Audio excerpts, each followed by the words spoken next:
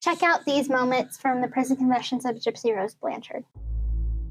What we notice with mothers with Munchausen by proxy, and I say mothers because 95% are, is that they'll bring the child to the doctor, they'll say something's terribly wrong, you've got to figure out what it is, and the doctor does a bunch of tests and then says, we can't find anything wrong. Instead of being like a normal parent, oh, phew, I'm so glad to hear that. Thank you for reassuring me. These mothers will be upset. What do you mean nothing's wrong? Oh no, you've got to keep working. And they will find expert after expert for second opinion and fifth opinion. These people are not insane. They are exceedingly calculated. They plan, they hide the behavior, they go to great lengths to maintain that they're right. I remember there was a medication that I was allergic to, and my mother would give me too much of that medication and then take pictures, show them to the doctor, and say, this is when she ate sugar. So I was having a legitimate reaction, but it was not to what she was saying it was. I didn't think I was allergic to sugar. I would have a candy bar here and there, and I would have no reaction to it. But at the time, I really didn't understand what was going on. When perpetrators of Munchausen syndrome by proxy finally get the diagnosis they've been searching for, they almost have well, and you can almost see the gratification. My mother knew no knowledge of Nick whatsoever, and the relationship was filled with me having to sneak around. With Nick, Gypsy's having kind of a dual life here. She's maintaining a relationship with Nick, but also still gratifying her mother. But there's going to be a ultimate conflict as to what's more important to her. With my mother, I could lie and think nothing of it. But this was a really big secret. The conflict of just being inherently strangled and controlled by this mother meant at some point this was going to blow up and boil over somehow. So when Gypsy loses her virginity, there's a rebelliousness at that point of saying, you know what, screw it. I'm going to have sex. I'm going to lose my virginity, and you're going to be feet away in a movie theater. There was absolutely a fear on Dee Dee's part that she was starting to lose control of Gypsy, and also really fear that she would lose the sickness in her child, which was her lifeline. It was her reason to live. And so she had to teach Gypsy a lesson.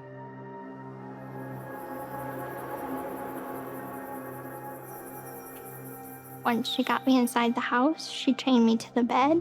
She smashed my computer and my cell phone, and I was chained for 2 weeks. What did she use to bind you to the bed? Handcuffs and a dog leash.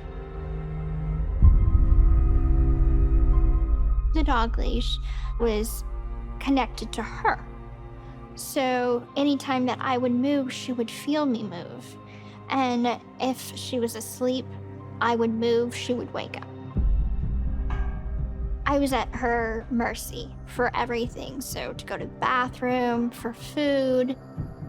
As punishment, she would not feed me every day. And she would eat whatever she wanted. So it was these things that she would do that was almost haunting.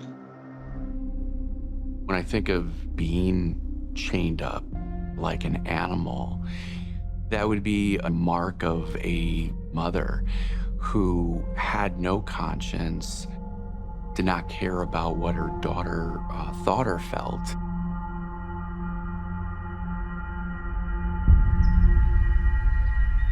For 2 weeks, I tried to gain more of her trust. A lot of begging on my part. I promise I won't do it again. I'll be good. I will never talk to Dan again. to the point where she believed me enough to start allowing me little freedoms like going to the bathroom on my own, taking a bath on my own. So leaving her sight for small amounts of time until she took me off the chain completely. After this attempt, she was very sensitive to when I would move in the bed.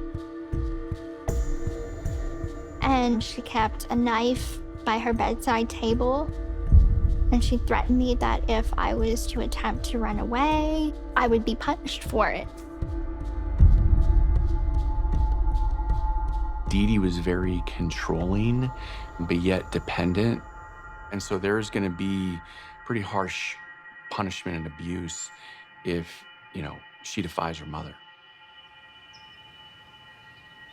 After the 2 weeks that I was chained, my mother put a voodoo hex on me. She printed out a picture of Dan, and she printed out a picture of me, and she went to the store and got a mason jar and a cow tongue. She put the cow tongue in the mason jar with the 2 pictures and a little bit of my menstrual blood. Put it in a mason jar, buried it in the backyard, and said that you will never find love. You will never be happy. So I think that it's true.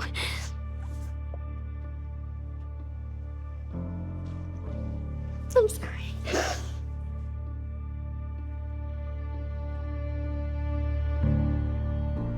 I just think it's true because it's like every time I get close to someone, they leave me. Many men write to me in prison. That's how I met Ken. We got engaged in 2019, but it didn't work out. I was still such a young girl. I had so much to learn about relationships.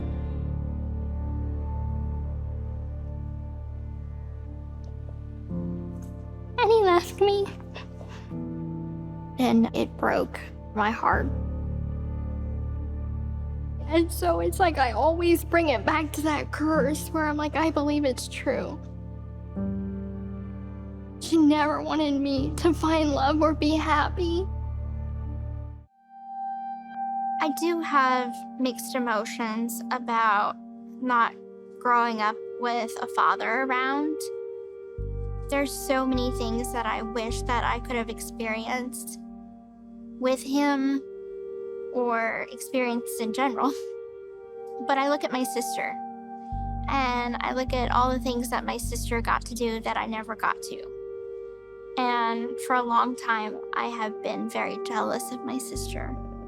And it's stupid, but the simple fact that she grew up with our father, she got to have him at prom, she got to have him teach her how to ride a bike, all the things that I never got to. And it hurts. I think about what could have been. I look at her, my sister, and I think maybe I would have just been just like her if I would have lived with my dad. Maybe I would have been cheerleading captain or something, I want that opportunity for my father to guide me like a real parent should. But I do feel like my father doesn't want to tell me what to do because I have been told what to do my whole life. And I know that he wants me to make my own choices.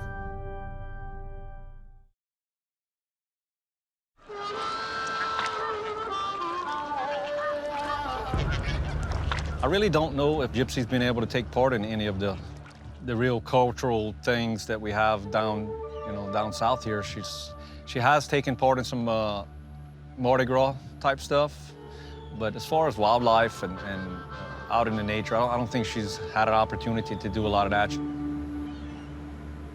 Roughing it a little bit, it's really fun.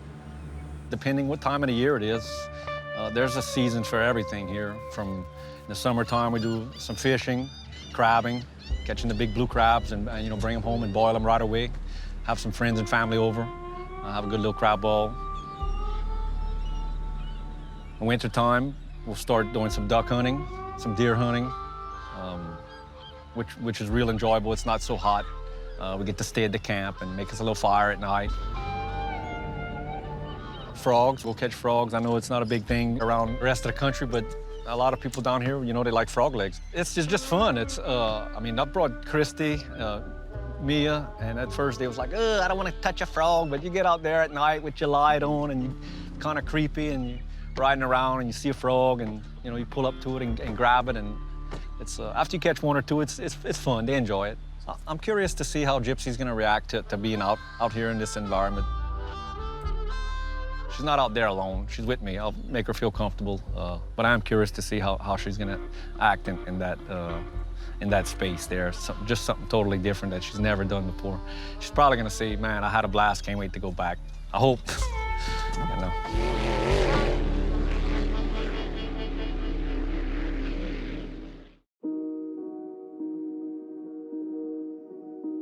I think my first memory of Gypsy was me and my mom and dad were laying in their bed, and I think it might have been a birthday or something that we had called her for, and we sung her happy birthday on the phone. God knows how old I was, but that's probably the first memory I have, just because I was so young. I was 2 when she'd come to the house, or when we would actually be able to see her.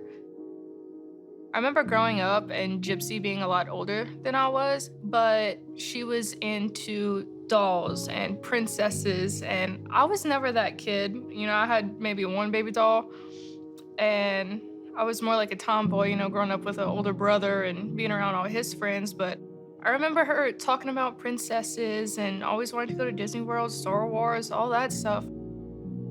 And I was like, maybe that's just how she is. I don't know. I didn't judge her for it. I just thought it was a little odd, a little strange.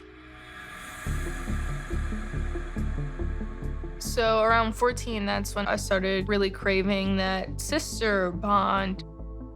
Having somebody to, you know, do my makeup with or teach me how to do makeup. I would play in my mom's stuff. But I was like, you know, it'd be cool to have a sister, and all my friends had sisters, you know, that they got to share their clothes with, they got to do things with, and I missed out on that. I had a brother that liked to ride 4-wheelers, so that's what I grew up doing. I didn't grow up playing with makeup with my brother. I don't think it's fair that I got to miss out on that, but that kind of makes me sound selfish because it's also not fair to her. She missed out on just as much as I did. I may have missed out on, you know, having a sister, but I still got to go to prom. She missed out on having a sister, but she couldn't walk. You know, she missed out on so many things. We both missed out on a lot, just different levels of things that we should be doing at, you know, the ages that we were. I have prepared for my hearing for as many years as I've been in prison. Every choice that I have made, whether it be good or bad, leads up to this moment. I think if I had to spend my full 10 years within this facility, I'm not gonna lie, I would be heartbroken.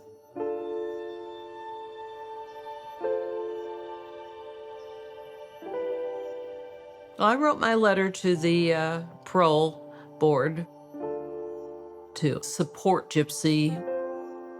I think Gypsy truly is sorry for everything that she went through and wishes she knew a better way to get out.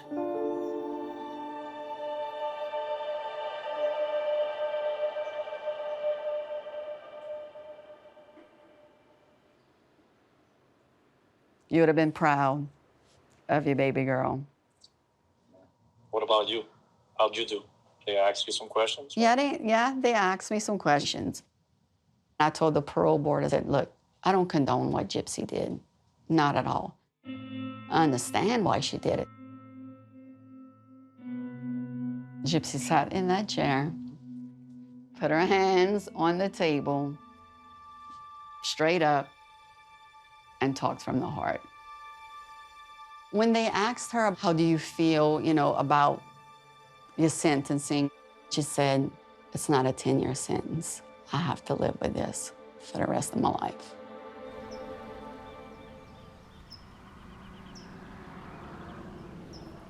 Hey, Gypsy. How did it go? I was expecting it to be far more uptight and nerve-wracking. I was expecting them to ask me to walk them through the crime itself. And they just asked me about life living with my mother. And I got to explain to them a little bit of what I went through with my mother. Do you feel optimistic that they're going to release you? Based on how well it went, I feel very optimistic.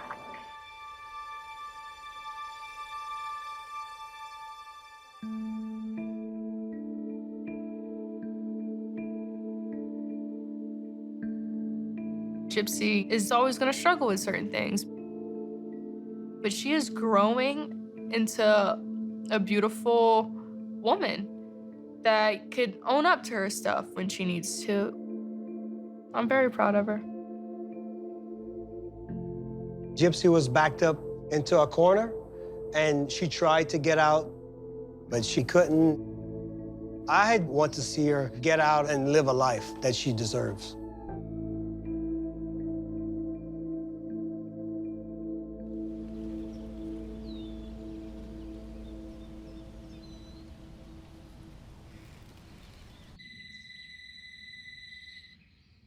Phone rings, and I see it's Gypsy, and she's like, Mom, guess what?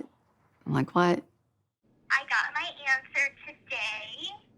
It's really good news. I am leaving prison and going home on my earliest out date of December 28th, 2023. I was jumping up and down and all excited.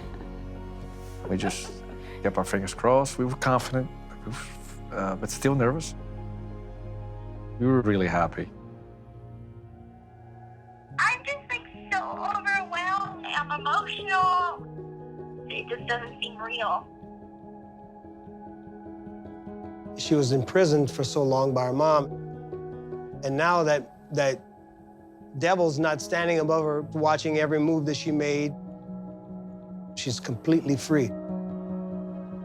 I'm happy for her. I wish I could have done something for her so that she wouldn't have spent all this time in prison, but she can certainly go forward, and she will be a better person. Having the people that I love support me all these years, it means a lot to me.